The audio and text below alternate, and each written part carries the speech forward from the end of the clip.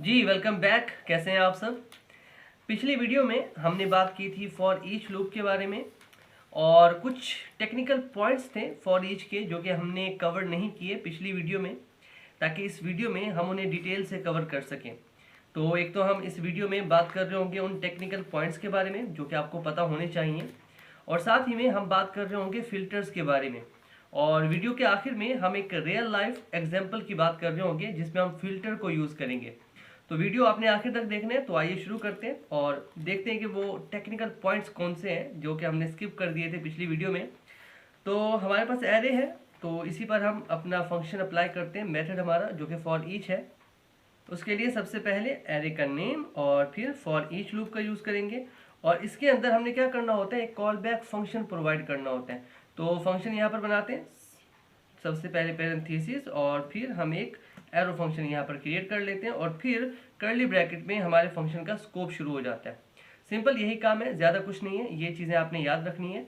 अब इसके अंदर हमने एक वेरिएबल जिसमें हमारी वैल्यू होगी वो प्रोवाइड करना है, तो उसे हम नाम दे देते हैं आइटम का, कि इसमें हमारा एक आइटम आएगा, और फिर हम चाहते हैं कि वो आइटम जो है वो कंसोल में आउटपुट में आए। तो यहाँ पर सिंपल हम कंसोल का यूज़ करते हैं, कंसोल डॉट लॉग, और इसमें हम प्रिंट करा देते हैं आइटम। सिंपल इतना ही काम है, ज़्यादा कुछ नहीं है। यहाँ पर क्या होगा, हर एरे में से एक आइटम यहाँ पर आएगा और कंसोल लॉग क्या करेगा, उस आइटम को प्रिंट करा देगा। सिंपल यही काम होगा, और बारी बारी एक एक आइटम आता रहेगा। इसे सेव करते हैं और इसका आंसर देखते हैं। अब यहाँ पर देखिए हमारी एरे के जितने भी एलिमेंट्स थे वो सारे एक एक करके हमें आउटपुट में नज़र आ रहे हैं। अच्छा, ये तो थी सिंपल बात जो कि हमने पिछले लेक्चर में भी कवर की थी। तो टेक्निकल क्या है इसमें, तो उसी के बारे में बात करते हैं। अब अगर मैं इस पूरे के पूरे फंक्शन को किसी और वेरिएबल में स्टोर करना चाहूँ, जाहिर सी बात है हम कर सकते हैं। तो उसके लिए सिंपल हमने कॉन्स्ट कीवर्ड का यूज़ करना है, और फिर हम वैल्यू दे देते हैं नाम अपने वेरिएबल को, और इसमें हमने स्टोर कर दिया। अब इसी को हम अगर आउटपुट में देखना चाहें तो सिंपल उसके लिए हम कंसोल का ही यूज़ करेंगे, कंसोल डॉट लॉग, और इसमें अब के बाद हम क्या करेंगे, हमारा जो आंसर है वो हमारी वैल्यू नाम के वेरिएबल में है, तो इसी वैल्यू नाम के वेरिएबल को हम इसमें भेज देंगे। इसे टर्मिनेट करते हैं। अब देखिए जैसे हमने रिफ्रेश किया तो हमारी एरे के जितने भी एलिमेंट्स हैं वो सारे यहाँ पर नज़र आ रहे हैं, लेकिन आखिर में देखिए हमारे पास एक अनडिफाइंड भी आ रहा है। तो ये अनडिफाइंड क्या होता है, देखिए जब भी हम कोई मेथड यूज़ करते हैं ना, तो वो मेथड हमें कोई वैल्यू रिटर्न करता है, लेकिन जो फॉर ईच है वो हमें कोई भी वैल्यू रिटर्न नहीं करता। जब भी कोई मेथड कोई फंक्शन अगर वो वैल्यू रिटर्न नहीं करता तो हमारे पास अनडिफाइन आता है। अच्छा, अगर मैं यहाँ पर फॉर एग्जांपल मैं यहाँ पर रिटर्न स्टेटमेंट का यूज़ करूँ कि भाई हमें कुछ रिटर्न करो और आइटम जो है वो हमें रिटर्न कर दो। अब सिंपल क्या होगा, यही आइटम जो यहाँ पर आ रहा है वो रिटर्न हो जाएगा और स्टोर हो जाएगा इस वैल्यू नाम के वेरिएबल में। इसे दोबारा से सेव करते हैं। अब के बाद जैसे रिफ्रेश करते हैं तो हमारे पास कोई आंसर ही नहीं आ रहा, सिर्फ हमारे पास अनडिफाइन आ रहा है। तो यही वजह है कि हमारे पास जो फॉर ईच है वो हमें कोई भी वैल्यू रिटर्न नहीं करता। अब जाहिर सी बात है, हमने हर केस में सारी वैल्यूज़ को प्रिंट नहीं कराना होता, हमने किसी स्पेसिफिक वैल्यू को प्रिंट कराना होता है। मान लो मैं चाहता हूँ हमारे आउटपुट में 4 से ग्रेटर जितनी भी वैल्यूज़ हैं वो हमें रिटर्न करके दो, तो जो फॉर ईच होता है वो रिटर्न नहीं करता, इसलिए हम इसे यूज़ नहीं करेंगे फॉर ईच को। इसके लिए हमारे पास एक और मेथड होता है, उसको यूज़ करके देखते हैं। तो फिलहाल के लिए मैं इसे कमेंट आउट कर देता हूँ आपके लिए, ताकि ये यहीं रहे, और इसी एग्जांपल को हम आगे कंटिन्यू करते हैं। उसके लिए सबसे पहले एरे का नेम, और फिर हम यूज़ करते हैं फिल्टर। फिल्टर क्या करता है, आपको कोई स्पेसिफिक वैल्यू रिटर्न करता है। सिंपल उसके लिए हमने क्या करना होता है, यहाँ पर भी हमने एक कॉल बैक फंक्शन क्रिएट करना है। सिंपल उसके लिए हमने पैरेंथेसिस का यूज़ करना है, और एक एरो फंक्शन हम यहाँ पर क्रिएट कर देंगे। अब यहाँ पर हमने एक आइटम पास करना है, तो मैं इसे आइटम ही नाम दे देता हूँ, और हम चाहते हैं कि वो आइटम हमें रिटर्न हो। तो सिंपल यहाँ पर मैं एक कंडीशन सेट करता हूँ कि हमारा आइटम, वो आइटम जो ग्रेटर देन है 4 के, वो हमें रिटर्न हो जाए। अब यहाँ पर मैंने कोई स्कोप शुरू नहीं किया। स्कोप क्या होता है कि मैं थोड़ी देर बाद आपको बताता हूँ। तो क्योंकि मेरे पास सिंगल लाइन थी तो मैंने उसे वैसे का वैसा यहाँ पर लिख दिया, और इसे हम किसी और वेरिएबल में स्टोर करते हैं जैसा कि हमने फॉर ईच में किया था, और इसे नाम दे देते हैं वैल्यू का। उसके बाद हमने क्या करना है, इसी वैल्यू को आउटपुट में देखना है, तो हम कंसोल का यूज़ करेंगे, कंसोल डॉट लॉग, और इसी वैल्यू, ये जो हमारा वैल्यू वेरिएबल है, इसमें हमारा आंसर है, तो इसी को हम आउटपुट में शो कराएंगे। सिंपल, ज़्यादा कोई काम नहीं है, चीज़ों को आपने समझना है, मुश्किल नहीं है। अब देखिए जैसे ही रिफ्रेश करते हैं तो हमारे पास हमारी एरे जो है उसके सारे के सारे एलिमेंट आ चुके हैं, लेकिन वो वाले एलिमेंट आए हैं जो 4 से बड़े हैं। 5, 6, 7, 8 वो तमाम एलिमेंट्स आ चुके हैं जो 4 से बड़े हैं। अच्छा, इसमें थोड़ी और टेक्निकल बातें हैं जिनके बारे में थोड़ी गुफ्तगू हो जाए। अब यहाँ पर मेरे पास सिंगल लाइन थी ना, मैंने ना तो कर्ली ब्रैकेट्स का यूज़ किया ना पैरेंथेसिस का यूज़ किया। अच्छा, एक काम करते हैं, अब हम पैरेंथेसिस का यूज़ करके देखते हैं कि अगर इन्हें हम पैरेंथेसिस में लिखें तो क्या असर होगा। सिंपल, यहाँ पर पैरेंथेसिस बनाते हैं और उसी वैल्यू को हम लिख देते हैं। दोबारा से चलते हैं आउटपुट में और देखते हैं कोई चेंज आता है या नहीं आता।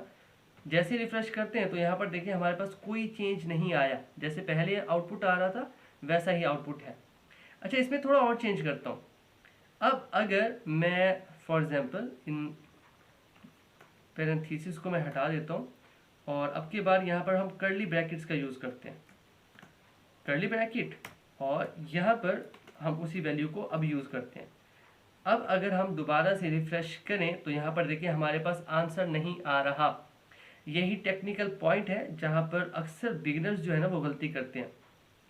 देखिए जब भी हम ये कर्ली ब्रैकेट स्टार्ट करते हैं ना तो हम एक स्कोप ओपन करते हैं, और जब भी आप एक स्कोप ओपन कर लेते हैं तो उसमें अगर आपको वैल्यू रिटर्न करनी है तो आपको मेंशन करना होता है, बताना होता है, लिखना होता है कि हमने वैल्यू रिटर्न करनी है। अब देखिए मैंने यहाँ पर बता दिया कि मुझे वैल्यू रिटर्न करो। अब अगर मैं इसे दोबारा से रिफ्रेश करूँ तो यहाँ पर देखिए हमारे पास आंसर आ रहा है। तो इस बात का आपने ख्याल रखना है कि अगर आप पैरेंथेसिस का यूज़ करो तब भी वो खुद ब खुद रिटर्न करेगा वैल्यू, आप पैरेंथेसिस का यूज़ ना करो तब भी वो वैल्यू खुद ब खुद रिटर्न करता है। लेकिन जब आप कर्ली ब्रैकेट्स स्टार्ट करते हो, कर्ली ब्रैकेट में कुछ लिखते हो, तो वो एक स्कोप ओपन हो जाता है और उसमें आपको बताना होता है कि मुझे वैल्यू रिटर्न करके दो। सिंपल, यही इसका एक लॉजिक है, जो टेक्निकल पॉइंट है, इसको आपने याद रखना है। तो अब फिल्टर को समझने के लिए हम एक एग्जाम्पल का यूज़ करते हैं जो कि मैंने आपके लिए बना रखी है पहले से। तो सबसे पहले मैं इसे कॉमेंट आउट कर देता हूँ, इसे भी कॉमेंट आउट कर देते हैं और इसे भी। ये है वो एग्जाम्पल जो कि मैंने आपके लिए बनाई है। अब यहाँ पर देखिए हमारे पास एक एरे है स्टूडेंट्स की, और इसके अंदर हमारे पास डिफरेंट ऑब्जेक्ट्स हैं, और उन ऑब्जेक्ट के अंदर हमारे पास स्टूडेंट का नेम है, स्टूडेंट की क्लास है और स्टूडेंट का ग्रेड है। तो हमारे पास कितने ऑब्जेक्ट हैं? 1, 2, 3, 4 एंड 5। तो 5 ऑब्जेक्ट्स हैं हमारे पास एरे के अंदर। अब मान लो ये डाटा हमारा रखा हुआ है किसी डाटाबेस में और हमने वहाँ से लाकर यूज़र को दिखाना है, तो किस तरह से हम फिल्टर का यूज़ कर सकते हैं इसमें, उसके बारे में बात करते हैं। तो सबसे पहले हमने अपनी एरे का नेम लिखना है और उसके बाद डॉट फिल्टर, जो कि हमने थोड़ी देर पहले यूज़ किया, और इसमें हम क्या कर रहे होते हैं, एक कॉल बैक फंक्शन का यूज़ करते हैं। तो सिंपल उसके लिए आपने पैरेंथेसिस का यूज़ करना है, उसके बाद एरो फंक्शन, और उसके बाद स्कोप आपने शुरू कर देना है। सिंपल यही मेथड है, यही इसका स्ट्रक्चर है जो आपने याद रखना है। अब यहाँ पर मैं हर वैल्यू को नाम दे देता हूँ आइटम, कि हमारे पास जो भी आइटम आएगा ना हम उसे ले रहे होंगे, और यहाँ पर हम कंडीशन सेट करेंगे।